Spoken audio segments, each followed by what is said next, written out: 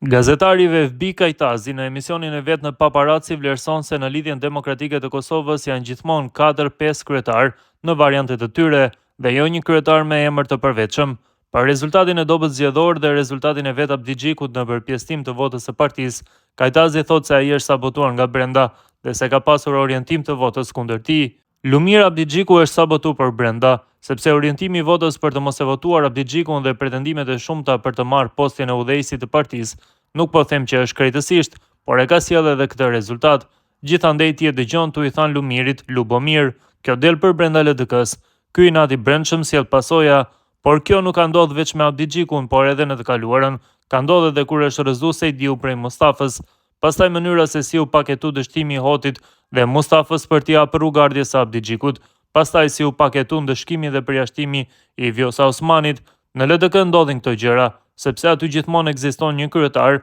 dhe një 4 kryetar të tjerë, pra nuk janë vartës të tij, por secili kryetar është në variantin e vet, thot Kajtazi.